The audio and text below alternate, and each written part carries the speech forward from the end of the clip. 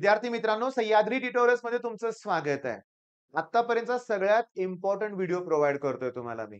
हां, मी स्वतः एक्साइटेड आहे. मला माहिती आहे, की हा व्हिडिओ बघितल्यानंतर यातला शब्द ना शब्द तुम्ही जेव्हा ऐकाल ना, तेव्हा तुम्हाला पण कळेल, अरे आपण बरं झालं हा व्हिडिओ बघितला. ओके, नाहीतर आपण चूक करत होतो. मग हा व्हिडिओ तुम्हाला आवडणार आहे. ही स्ट्रॅटेजी किती महत्त्वाची आहे हे जेव्हा तुम्हाला पटेल ना, तेव्हा तुमच्या मित्रांबरोबर शेअर करा ना. मी तुम्हाला सांगतो आयुष्यात नेहमी दुसऱ्यांना मदत करा. तुमचा फायदा होईल. पण दुसऱ्यांना त्रास देऊन, दुसऱ्यांपासून एखादी गोष्ट लपवून जर ठेवली किंवा दुसऱ्याला त्रास देण्याचा प्रयत्न केला, दुसऱ्याचं नुकसान करण्याचा प्रयत्न केला, तर नुकसान आपलं होतं हे लक्षात घ्या. बरं ठीक आहे, तत्वज्ञान खूप झालं. महत्त्वाचं बोलूया आपण. रिव्हिजन करायची आहे. बरोबर आहे? मग अशा वेळेस मी एवढं केलेलं आहे आणि मला तेवढंच रिवाईज करायचं आहे, हे सगळ्यात महत्त्वाचं. तुम्ही चुकता कुठं माहिती का? तुम्ही कुठलातरी एखादा बोर्डचा पेपर ओपन करून ठेवता. ओके. आणि त्या पेपरमधले 4 प्रश्न तुम्ही असे बघता, की जे तुम्ही केलेले नाहीयेत. मग तुमचं टेन्शन वाढत राहतं. अरे बापरे! कसला अवघड आहे पेपर. असाच पेपर आला तर माझं कसं व्हायचं? या चिंतेत ना झालं गेलेलं सगळं तुम्ही विसरून बसता. मी बघितलंय आणि तणाव घेऊन बसताय तुम्ही. त्यामुळे रिव्हिजन स्ट्रॅटेजीचा सगळ्यात महत्त्वाचा पॉइंट. ओके, तो प्रश्न मी नाही केला, आला तरी आला तर नाही केला आणि आता माझ्याकडे वेळ नाहीये. मी जेवढं झालंय, जेवढं मी केलेलं आहे त्याचीच मला आता रिव्हिजन करायची. बास लक्षात आलंय तुमच्या? बरं हे करत असताना काय करू सर? तर सांगतो. पहिली गोष्ट म्हणजे हा जो सेक्शन आहे ना, ह्याच्यात मूर्खासारखा वेळ घालवू नका. मी नमुने बघितलेत. स्फेरिकल वेव्हफ्रंटची डायग्राम काढायला अर्धा तास घालवतोय तू. अरे रिव्हिजन करायची आहे. अगोदर केली नसेल तर राहू दे. स्फेरिकल वेव्हफ्रंट, प्लेन वेव्हफ्रंट किंवा टिपिकल डायव्हिजन जर्मर एक्सपेरिमेंट अरे नीटनेटकं काढायचेच नाहीयेत. रूल नंबर 1 मी तुम्हाला सांगतो. डायग्रामची प्रॅक्टिस करत असताना पेन्सिल, पट्टी, रबर अलाउड नाही. प्रॅक्टिस करत असताना. पेपरमध्ये तेनच काढायचं बाळांनो. नीट ऐकत जावा, लक्षात घ्या, समजून घ्या. आता मुद्दा असा आहे म्हणजे कळालं का? यात वेळ घालवायचा नाहीये. दुसरी महत्वाची गोष्ट, डेरिव्हेशन्स आता 4-4 वेळा लिहायची वेळ नाहीये. कळालं का? सुधरा, तेच करू नका तुम्ही, समजून घ्या. ओके. मग या 2 गोष्टीत वेळ घालवायचा नाहीये. तिसरी गोष्ट महत्वाची, यात वेळ घालवू नका. लॉ कॅल्क्युलेशन्स, फॉर्म्युले रिवाईज करा, पण कॅल्क्युलेशन करत बसू नका. ओके. आलं का ध्यानात? बरं हे मी सांगतोय ही स्ट्रॅटेजी फॉलो केली, की सगळं ओके होईल. Okay, okay. हां, खूप छान. खूपच छान म्हणूया आपण. आणि काय नाही, सारखं त्या मनाला शांत करायचं बरं का लक्षात घ्या आणि म्हणायचं, "बस गप, मी केलंय सगळं व्यवस्थित, सगळं चांगलं चाललंय." दुसरी महत्त्वाची गोष्ट म्हणजे, की तुमचा केमिस्ट्रीचा अभ्यास, मॅथ्सचा अभ्यास 2 दिवसात, एका दिवसात करून घ्यायची जबाबदारी माझी आहे. त्यामुळे मनाला म्हणायचं, "हे बी बाजूला ठेव." ओके. तिसरी गोष्ट ओव्हर थिंकिंग बिलकुल नाही केलं पाहिजे. चौथी गोष्ट guess paper. Okay. Sir paper, guess paper द्या ना आम्हाला. ओके. मी पण दिला असेल बरं का. पण नाही, तो सफिशियंट ठरत नाही रे. तुम्हाला सांगतो 16 टॉपिक आहेत. प्रत्येक टॉपिकचा वेटेजचा विचार केला तर आपला पेपर क्लोज टू 100 मार्क्सपेक्षा किंवा तेवढाच 101 मार्काचा असतो ना काहीतरी टोटल. ओके. मग ऑब्व्हियसली एका पेपरमध्ये एका मोठ्या टॉपिक मधलं 3, 4, 5, 6, 7 मार्काचे जास्तीत जास्त प्रश्न येत असतील, तर त्या टॉपिक मधल्या सगळ्या क्वेशनचं जर वेटेज काढलं म्हणजे समजून घ्या. त्या टॉपिकमध्ये डेफिनिशन किती आहेत, डायग्राम किती आहेत, डेरिव्हेशन्स किती आहेत, न्यूमेरिकल्स किती विचार केलं, म्हणजे बघा एक न्यूमेरिकल 2 मार्काला असते आणि एका टॉपिकमध्ये 40 न्यूमेरिकल तरी असतात. एव्हरेजली विचार करतोय. मग 80-100 मार्काचे तर काय म्हणूया आपण न्यूमेरिकल्स आहेत. ओके, डेरिव्हेशनचा विचार केला तर इलेक्ट्रोस्टॅटिकमध्ये 10-12 डेरिव्हेशन्स आहे. मग तिथं जवळ हे वेटेज म्हणजे समजून घ्या असलं काही वेटेज नसते पेपरचं वेगळं असतंय. म्हणजे मला म्हणायचंय काय, की एका टॉपिकवर नाही म्हटलं तरी 300-400 मार्काचे प्रश्न असतात. त्यातले फक्त 7 मार्काचे प्रश्न सिलेक्ट करतो रे पेपर सेटर. त्यामुळे एका दुसरा गेस पेपर करून होणार नाहीये.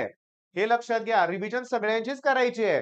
मी परत एकदा फायनली सांगतोय, की डेफिनेशन त्याच्यानंतर डिस्टिंग्विश त्याच्यानंतर लॉज करत असताना तुम्हाला एकही क्वेशन ऑप्शनला ठेवायचं नाहीये. यातलं सगळं करायचं. ओके. मग आता मला सांगा स्ट्रॉंग आहात ना एकदम मनानं? ओके. आता कुठली काळजी नाहीये ना तुम्हाला? सांगितलेलं ऐकाल ना बाळांनो? प्लीज माझं ऐका. अनुभवाचे बोल आहेत लक्षात घ्या, की उगाचच ना पेपर काढून तणाव घेऊन बसू नका. हा प्रश्न माझा राहिलाय.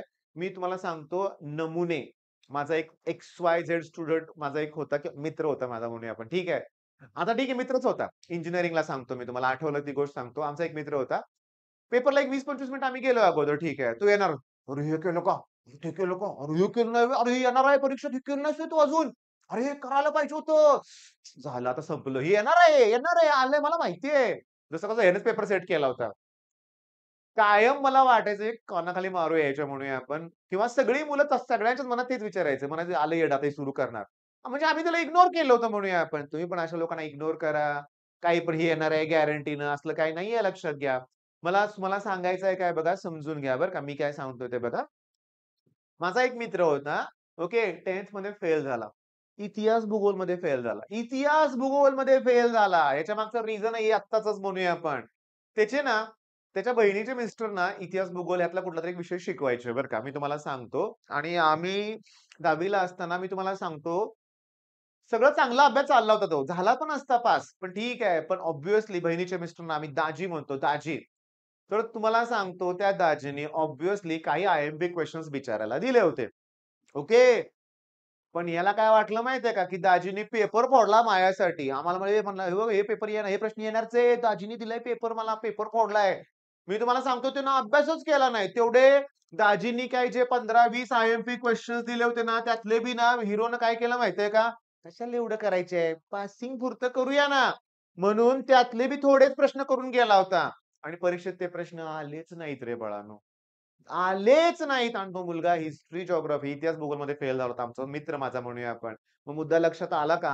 रिव्हिजन स्ट्रॅटेजी इम्पोर्टंट आहे. तेवढ्यापुरतं करून चालणार नाहीये. सगळं करावं लागणार आहे लक्षात घ्या. आणि एकदा नाही, दोनदा नाही, तिसऱ्यांदा तुम्ही करणार आहे मला माहिती आहे.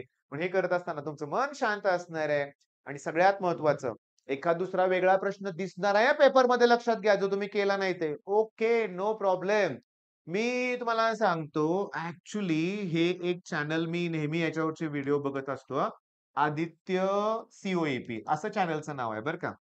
माझ्या मुलाबरोबरच तो सी-ओ-ए-पीमध्ये आहे लक्षात घ्या. बेस्ट स्टुडंट आहे हां. तर हा जो आदित्य आहे ना, त्याने एक काल व्हिडिओ अपलोड केलाय तो बघा बरं का. स्टुडंटचं नाव मला आठवत नाही. मुलगी आहे तिचं नाव मला आता आठवेना. पण तिचं वाक्य मला आठवतंय. त्यातलं एक वाक्य मी तुम्हाला सांगतो. पेपर जेव्हा तुम्हाला मिळेल ना, तुम्ही त्याच्या आन्सर शीट बरं का, तर तेव्हा तुम्ही त्या लाईन्स ड्रॉ करताना तुम्ही म्हणजे तिनं त्या स्टुडंटनं काय सांगितलं बघा, लक्ष द्या. आता हे मी ॲक्चुअली पेपरमध्ये नंतर हा तुमचा पेपर आहे. तर तुम्ही इकडं बॉर्डर्स अशा ड्रॉ करा. ओके. इव्हन मी तुम्हाला सांगू का लक्षात घ्या, आधी त्याला फॉलो करा बरं का लक्षात घ्या. इव्हन मी तुम्हाला सांगू का, की पहिली गोष्ट म्हणजे डायग्राम आहे. आता समजा मी कुठलीतरी एक डायग्राम काढतो. समजून घ्या ही डायग्राम आहे.